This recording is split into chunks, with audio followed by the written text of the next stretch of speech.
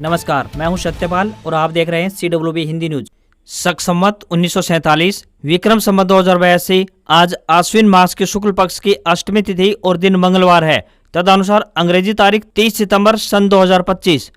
आज शारदीय नवरात्रि का 8वां दिन है, जिसे महाअष्टमी भी कहा जाता है। इस दिन माँ दुर्गा के महागौरी स्वरूप की पूजा होती है। इस दिन कन्या पूजन का विशेष महत्व है, जिसमें 9 कन्याओं की पूजा कर प्रसाद चढ़ाया जाता है।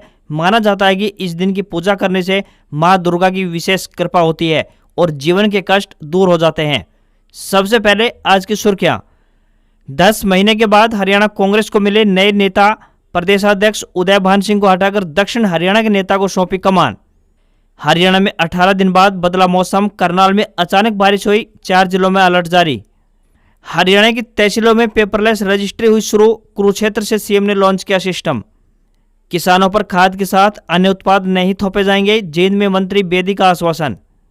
हरियाणा सीईटी रिजल्ट से पहले खुलेगा करेक्शन विंडो। इस तारीख तक खुलने जा रहा है करेक्शन विंडो। 2028 तक पूरी तरह से लागू होगा 8वां वेतन आयोग। बेसिक सैलरी हो सकती है 18,000 से 44,000 रुपए। मोबाइल नंबर की तरह गैस कंपनी भी बदल सकेंगे। अब सिलेंडर मिलने में देरी जैसी समस्या दूर होगी। कनाडा ने लॉरेंस गैंग को आतंकी संगठन घोषित किया। संपत्ति जब्त व बैंक खाते फ्रीज होंगे। अभय सिंह चौटाला का कांग्रेस पर हमला। खट्टर के इशारों पर नाच रहे हैं भूपेंद्र दीपेंद्र हुड्डा। हरियाणा में श्रमिकों के लिए बड़ी पहल। 5 नए लेबर कोड और ई अदालत की शुरुआत। हरियाणा में एनएचएम कर्मियों ने दी आंदोलन की चेतावनी। बातचीत विफल। स्वास्थ्य सेवाएं होंगी प्रभावित। रोहतक में राज्य स्तरीय सांझी उत्सव का शुभारंभ। 1 अक्टूबर तक चलेगा उत्सव। डोनाल्ड ट्रंप ने विदेशी फिल्मों पर 100% टैरिफ लगाया। बोले दूसरे देशों ने हमारी सिनेमा इंडस्ट्री चुराई। भारत भूटान के बीच पहली बार ट्रेन चलेगी। 2 राज्यों से पड़ोसी देश को जोड़ेगी। और पीओके में सरकार के खिलाफ प्रदर्शन। लोकल लोग महंगाई, बेरोजगारी और पाकिस्तानी सेना की ज्यादतियों के खिलाफ सड़कों पर उतरे। और अब खबरें विस्तार से। हरियाणा में सोमवार को मौसम ने अचानक करवट ली। दोपहर बाद करनाल में बारिश हुई। ये बारिश तकरीबन 18 दिन बाद हुई है। प्रदेश में आखिरी बार 11 सितंबर को बारिश दर्ज की गई थी, जिसके बाद 24 सितंबर को मानसून लौट गया। बारिश न होने की वजह से राज्य के अधिकतर जिलों का तापमान 35 डिग्री सेल्सियस से ऊपर चला गया था, जिससे कि दिन में गर्मी महसूस होने लगी थी। अब मौसम विभाग का कहना है कि उत्तर पश्चिमी हवाएं चलेंगी, जिससे रात का तापमान गिरने के साथ ठंडक का एहसास होने लगेगा। अरब सागर में दबाव का क्षेत्र बनने से हवाओं में बदलाव की संभावना है, जिसके चलते हरियाणा में मौसम आमतौर पर 3 अक्टूबर तक परिवर्तनशील रहने तथा बीच बीच में आंशिक बादल छाए रहने की संभावना जताई गई है। वहीं अरब सागर से नमी वाली हवाएं आने से दक्षिण हरियाणा के रेवाड़ी, महेंद्रगढ़, मेवात, पलवल, गुरुग्राम, फरीदाबाद व आसपास के क्षेत्रों में आज हल्की बारिश या फिर बूंदाबांदी की संभावना है, जिसके चलते इस दौरान हवाओं में बदलाव तथा उत्तर पश्चिमी हवाएं चलने से दिन और रात के तापमान में हल्की गिरावट होने की संभावना जताई है। हरियाणा कांग्रेस प्रदेश अध्यक्ष पद से चौधरी उदय भान की छुट्टी कर दी गई है। उनकी जगह पूर्व मंत्री राव नरेंद्र सिंह को प्रदेश अध्यक्ष की जिम्मेदारी सौंप दी गई है। साथ ही पूर्व मुख्यमंत्री चौधरी भूपेंद्र सिंह हुड्डा को फिर विधायक दल का नेता बनाया गया है। बता दें कि राव नरेंद्र सिंह और चौधरी भूपेंद्र सिंह हुड्डा 24 अगस्त को बिहार में हुई कांग्रेस वर्किंग कमेटी की मीटिंग में बुलाए गए थे। यहीं पर दोनों के नाम पर मोहर लगी। कांग्रेस ने 18 साल बाद गैर दलित को प्रदेश अध्यक्ष की कमान सौंपी है। साल 2007 में फूलचंद मुलाना से कांग्रेस का दलित प्रदेश अध्यक्ष युग शुरू हुआ था। मुलाना लंबे समय तक प्रदेश अध्यक्ष रहे। उसके बाद अशोक तंवर, कुमारी शैलजा और फिर चौधरी उदय भान प्रदेश अध्यक्ष बने। ये सभी एससी समाज से थे। अक्टूबर 2024 के विधानसभा चुनाव में ओबीसी वोटरों का रुझान भाजपा की तरफ रहा था। भाजपा ने ओबीसी नायब सिंह सैनी को चुनाव का चेहरा बनाया था। कांग्रेस राव नरेंद्र सिंह के जरिए इसी साल बिहार में होने वाले विधानसभा चुनाव को भी साधने की कोशिश में है। राव इंद्रजीत के साल 2014 में कांग्रेस छोड़कर भाजपा में जाने के बाद से कांग्रेस लगातार अहिरवाल में चुनाव हार रही है। इस बार भी 12 में से सिर्फ 1 सीट पर जीत दर्ज की है। यह 53 साल बाद मौका है जब कांग्रेस ने अहिरवाल के किसी नेता को प्रदेश की कमान सौंपी है। इनसे पहले राव निहाल सिंह 1972 से 1977 तक कांग्रेस के प्रदेश अध्यक्ष रहे थे। राव नरेंद्र सिंह के नाम पर सहमति बनने की एक वजह यह भी है कि वे कभी भी किसी गुट से नहीं जुड़े। सूत्रों के मुताबिक उनके नाम पर किसी गुट द्वारा आपत्ति नहीं जताई गई। इसके अलावा यह संदेश देने की भी कोशिश की गई है कि प्रदेश अध्यक्ष का चेहरा चुनने के लिए गुटबाजी को दरकिनार किया गया है। हरियाणा की तहसीलों में सोमवार से पेपरलेस वर्क की शुरुआत हो गई है। मुख्यमंत्री नायब सिंह सैनी ने राज्य स्तरीय कार्यक्रम में कुरुक्षेत्र की बाबेन तहसील से इस प्रोजेक्ट को पब्लिक को समर्पित किया। तहसील में पेपरलेस रजिस्ट्री यानी डीड के साथ सीमांकन पोर्टल, व्हाट्सएप चैटबॉट और राजस्व न्यायालय मामला प्रबंध प्रणाली भी लागू की गई। इस ऑनलाइन प्रक्रिया में संपत्ति खरीदार और विक्रेता अपनी सुविधा अनुसार किसी भी समय यानी 24/7 साइट पर रजिस्ट्रेशन कर सकेंगे। साथ ही अपनी मर्जी के मुताबिक अपॉइंटमेंट भी ले सकेंगे। डीड के लिए उनको बार बार तहसील जाने से छुटकारा मिलेगा। सिर्फ डीड के वक्त ही फोटो और बायोमेट्रिक के लिए तहसील जाना होगा। अफसरों का कहना है कि यह प्रोजेक्ट आम जनता के लिए लैंड रजिस्ट्रेशन सिस्टम को सरल और कारगर बनाने के लिए बनाया गया है। अब अवैध रजिस्ट्रियों पर भी रोक लगेगी। तहसीलों में पेपरलेस वर्क की नई प्रक्रिया काफी आसान और सरल बनाई गई है। इसमें खरीदार, विक्रेता या कोई भी जमाबंदी.com साइट पर जाकर अपने लॉगिन से डीड के लिए रजिस्ट्रेशन कर सकता है। इस टेम्पलेट में खरीदार और विक्रेता को डीड और अपनी जानकारी भरनी होगी। साथ ही ओनरशिप के डॉक्यूमेंट अपलोड करके अपनी मर्जी के मुताबिक किसी भी दिन की अपॉइंटमेंट लेनी है। कुरुक्षेत्र की डीआरओ चेतना चौधरी ने बताया कि उसके बाद तहसीलदार वर्किंग डे में उन डॉक्यूमेंट्स की चेकिंग करेंगे। डॉक्यूमेंट में ऑब्जेक्शन होने पर खरीदार के पास मैसेज चला जाएगा। अगर कोई ऑब्जेक्शन नहीं हुआ तो अपॉइंटमेंट पर डेट बन जाएगी। इसके लिए खरीदार और विक्रेता की फोटो और बायोमेट्रिक के लिए एक बार तहसील में आना होगा। उसके बाद उनके पास डेट की पीडीएफ उनके मोबाइल पर चली जाएगी। हालांकि गवाह और नंबरदार की जरूरत पहले की तरह पड़ेगी। अब लोगों को रजिस्टर के लिए चक्कर लगाने की आवश्यकता नहीं पड़ेगी। सब काम पेपर रहित होगा, ऑनलाइन होगा। सिर्फ फोटो खिंचवाने के लिए तहसील जाना होगा।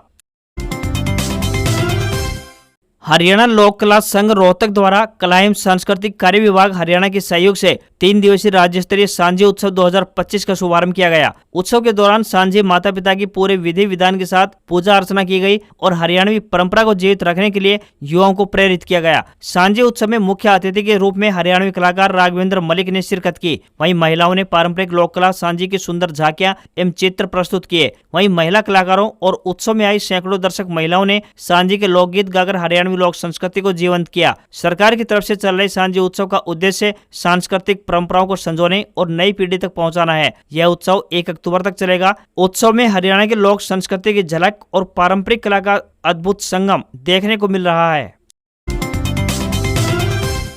राष्ट्रीय स्वास्थ्य मिशन यानी एनएचएम में कार्यरत बहुउद्देशीय महिला स्वास्थ्य कर्मचारी अब आर पार की लड़ाई के मूड में दिखाई दे रहे हैं। एसोसिएशन ने चेतावनी दी है कि अगर सरकार ने उनकी जायज मांगों पर ध्यान नहीं दिया तो आंदोलन तेज कर दिया जाएगा। राज्य प्रधान शर्मिला देवी और महासचिव सहदेव आर्य सांगवान ने कहा कि 6 नवंबर को पूरे प्रदेश भर में जिला स्तर पर सिविल सर्जनों को ज्ञापन सौंपा जाएगा। अगर सरकार और आला अफसर जागे नहीं तो उसी दिन अगले बड़े आंदोलन की घोषणा भी कर दी जाएगी। उन्होंने दो टूक कहा कि स्वास्थ्य सेवाएं प्रभावित होने की जिम्मेदारी सरकार और प्रशासन की होगी। एसोसिएशन का कहना है कि वे कई सालों से अपनी मांगों को लेकर संघर्ष कर रहे हैं और दर्जनों बार पत्राचार कर चुके हैं, लेकिन आज तक कोई भी कदम नहीं उठाया गया है। इस लापरवाही से कर्मचारियों में भारी रोष है। आपको बता दें कि कर्मचारियों को कुछ मांगे हैं, जैसे कि एनएचएम कर्मचारियों की सेवा नियमों के अनुसार एमपीएसडब्ल्यू का ग्रेड पे 42 से लागू किया जाए, नियमित कर्मचारियों की तरह महंगाई भत्ता और यात्रा भत्ता दिया जाए, वहीं सेवानिवृत्ति पर एकमुश्त राशि लागू हो व नियमित भर्ती में अनुभव के आधार पर वरीयता दी जाए। इंडियन नेशनल लोकदल यानी आईएनएलडी के अध्यक्ष अभय सिंह चौटाला पूर्व सीएम भूपेंद्र सिंह हुड्डा और उनके सांसद बेटे दीपेंद्र सिंह हुड्डा पर फिर भड़क गए। उन्होंने चंडीगढ़ में पत्रकारों के सवालों के जवाब देते हुए कहा कि जिस तरीके से तीसरी बार बीजेपी की सरकार बनी है, इसमें षड्यंत्र के तहत सरकार बनाने की बू आ रही है। उन्होंने कहा कि जब वे रोहतक रैली के लिए लोगों को इन्वाइट कर रहे थे तब लोगों ने कहा कि हम कांग्रेस की सरकार बनाना चाहते थे, लेकिन हुड्डा और उनका बेटा कांग्रेस को सत्ता से दूर लेकर जाना चाहते थे। मैंने लोगों से कहा कि हुड्डा एंड पार्टी मुकदमों के डर से बीजेपी की प्रॉक्सी की तरह काम करते हैं। फरीदाबाद और पलवल भी षड्यंत्र के तहत कांग्रेस ने हरवाने का काम किया। उदय भान के पिता हरियाणा की राजनीति में आयाराम गयाराम के नाम से जाने जाते हैं। उन्होंने एक ही दिन में 3 बार पार्टी बदली। उन्होंने कहा कि रोहतक रैली में लोगों का कितना उत्साह था जबकि कोई चुनाव नहीं है। ये इसलिए भी हुआ क्योंकि लोग 1 साल में ही बीजेपी की सरकार से परेशान हो गए हैं। अभय सिंह चौटाला ने कहा कि हरियाणा में बाढ़ की वजह से फसल खराब हुई है, लेकिन अभी तक सरकार की ओर से कोई मुआवजा नहीं दिया गया है। हुड्डा ने पार्टी हाईकमान पर बहुत दबाव डाला कि अगर मुझे नहीं बनाया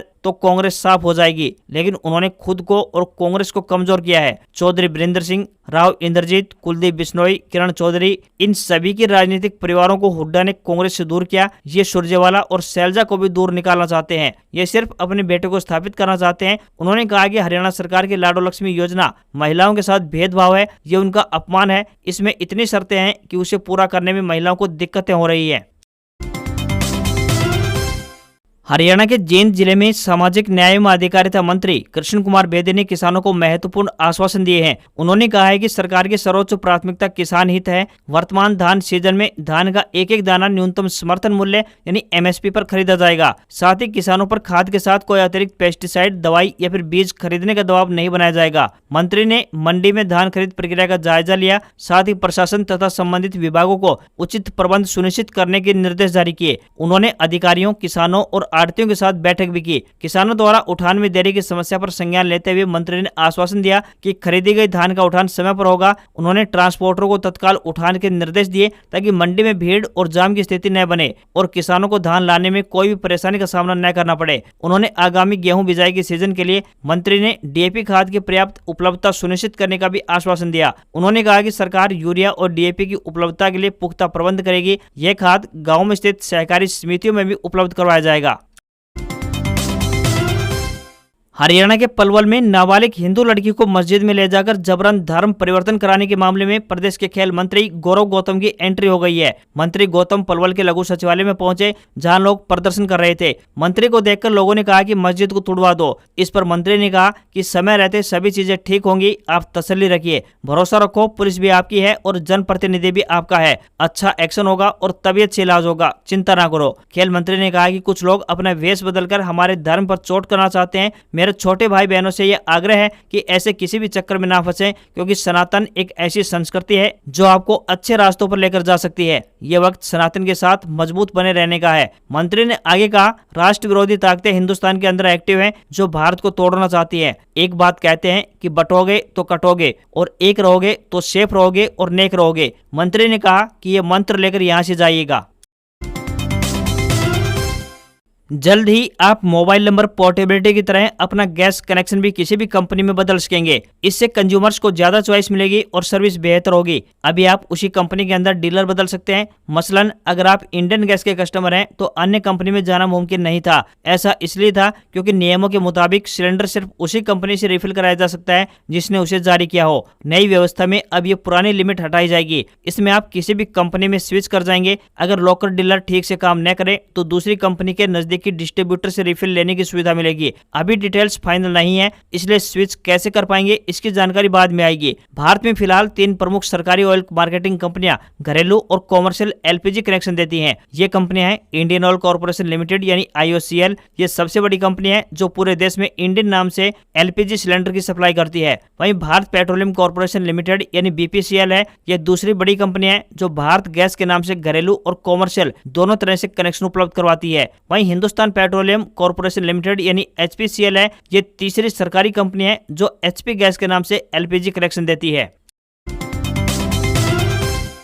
हरियाणा के मुख्यमंत्री नायब सिंह सैनी ने राज्य के श्रमिकों के लिए महत्वपूर्ण घोषणा की है। उन्होंने गुरुग्राम, सोना, पलवल, सोनीपत और बाउड़ में 5 नए लेबर कोर्ट स्थापित करने का फैसला किया है, जिससे कि श्रमिकों के विवादों का त्वरित निपटारा संभव होगा। इसके साथ ही ई-अदालत प्रणाली भी लागू की जाएगी। इससे श्रमिक अपने मामलों की ऑनलाइन सुनवाई और निपटारा कर सकेंगे। मुख्यमंत्री ने कहा कि ये कदम श्रमिकों के अधिकारों की सुरक्षा और बेहतर सुविधा प्रदान करने की दिशा में अहम है। Factory act, contract labour act और अन्य संबंधित अधिनियमों के लिए एकीकृत लाइसेंस प्रक्रिया शुरू की जाएगी, जो केवल 26 दिनों में पूरी होगी। इससे नियोक्ता और श्रमिक दोनों के लिए प्रक्रिया सरल और पारदर्शी होगी। मुख्यमंत्री ने श्रमिक साथी मोबाइल ऐप भी लॉन्च किया, जो श्रमिकों के लिए वन स्टॉप डिजिटल प्लेटफॉर्म के रूप में काम करेगा। इस ऐप के माध्यम से श्रमिक रजिस्ट्रेशन, आवेदन ट्रैकिंग, योजनाओं की जानकारी और शिकायत निवारण जैसी सुविधाओं का लाभ उठा सकेंगे।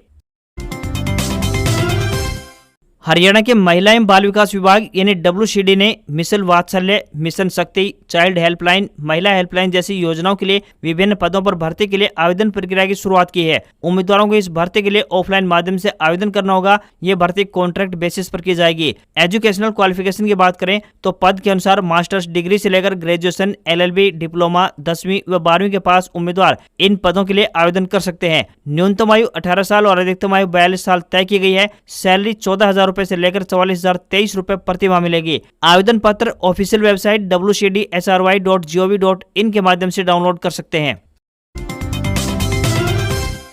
8वें वेतन आयोग को पूरी तरह से लागू होने में 2028 तक का इंतजार करना पड़ सकता है। जनवरी में यूनियन कैबिनेट ने इसे मंजूरी दी थी, लेकिन अभी तक न तो ऑफिशियल नोटिफिकेशन आया है, न ही टर्म्स ऑफ रेफरेंस फाइनल हुए हैं और न ही कमीशन के मेंबर्स की लिस्ट जारी हुई है। हालांकि ये 1 जनवरी 2026 से लागू होगा, यानी कर्मचारियों को 2 साल का एरियर मिलेगा। नए वेतन आयोग के लागू होने का फायदा केंद्र सरकार के 50 लाख से अधिक कर्मचारियों और लगभग 65 लाख पेंशनर्स को मिलेगा। लेवल 1 के केंद्रीय कर्मचारियों की बेसिक सैलरी की बात करें तो 18,000 से बढ़ाकर 44,000 हो सकती है। आयोग 2.46 फिटमेंट फैक्टर लागू कर सकता है। बेसिक सैलरी में कितनी बढ़ोतरी होगी, ये फिटमेंट फैक्टर और डीए मर्जर पर निर्भर करता है। 7वें वेतन आयोग में फिटमेंट फैक्टर 2.57 था और 8वें में ये 2.46 हो सकता है। हर वेतन आयोग में डीए 0 से शुरू होता है। ऐसा इसलिए क्योंकि नई बेसिक सैलरी पहले से ही महंगाई को ध्यान में रखकर बढ़ाई जाती है। इसके बाद डीए फिर से धीरे धीरे बढ़ता है। अभी डीए बेसिक पे का 55% है। डीए के हटने से total salary basic plus DA plus HRA में बढ़ोतरी थोड़ी कम दिख सकती है, क्योंकि 55% डीए का हिस्सा हट जाएगा। हर वेतन आयोग को सेटअप होने से लेकर लागू करने तक आमतौर पर 2 से 3 साल लग जाते हैं। अभी 2025 खत्म होने में 3 महीने बाकी हैं। अगर कमीशन जल्दी गठित हो भी जाता है तो रिपोर्ट तैयार करने, सरकार की मंजूरी लेने और सब कुछ फाइनल करने में टाइम लगेगा। पिछले आयोगों को देखें तो यही पैटर्न दिखाई देता है। साल 2028 तक पूरी तरह से लागू होने का मतलब यह नहीं है कि इसका फायदा भी 2028 से ही मिलेगा। इफेक्टिव डेट 1 जनवरी 2026 से तय है, मतलब सैलरी और पेंशन की बढ़ोतरी इसी डेट से काउंट होगी।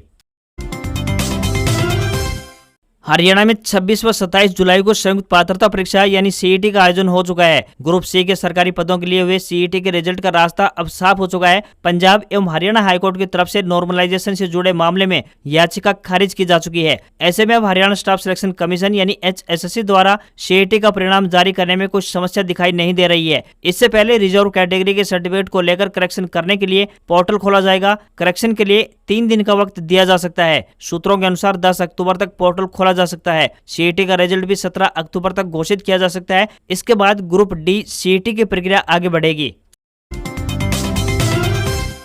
हफ्ते के पहले कारोबारी दिन भारतीय शेयर बाजार में उतार चढ़ाव देखने को मिला। सेंसेक्स 62 अंक गिरकर 80,364 के स्तर पर बंद हुआ। वहीं निफ्टी में 20 अंक की गिरावट देखने को मिली और ये 24,634 के स्तर पर क्लोज हुआ। सेंसेक्स के 30 शेयरों में से 16 शेयर्स में तेजी और 14 शेयर्स में गिरावट देखने को मिली। एनएससी के मीडिया सेक्टर में सबसे ज्यादा गिरावट यानी 1% के आसपास देखने को मिली है। ऑटो, IT, फार्मा और प्राइवेट बैंक सेक्टर के शेयरों में भी गिरावट रही। वहीं सरकारी बैंक सेक्टर तकरीबन 2%, ऑयल एंड गैस और रियल्टी सेक्टर में 1% से अधिक की तेजी दिखाई दी। 10 ग्राम 24 कैरेट सोना 2,192 रुपए बढ़कर 1,15,454 रुपए पर पहुंच गया है। तो वहीं चांदी भी 6,287 रुपए बढ़कर 1,44,387 रुपए प्रति किलोग्राम पहुंच गई है। आज खबरों में बस इतना ही। देखते रहिए आपका अपना हरियाणा का सबसे बेहतरीन news channel CWB Hindi news. नमस्कार। इसी आशा के साथ आपका दिन शुभ रहे। हरियाणा की इसी प्रकार की खबरें सबसे पहले देखने के लिए हरियाणा का एकमात्र चैनल CWB हिंदी न्यूज को सब्सक्राइब कर लें और बेल नोटिफिकेशन को ऑन करना ना भूलें।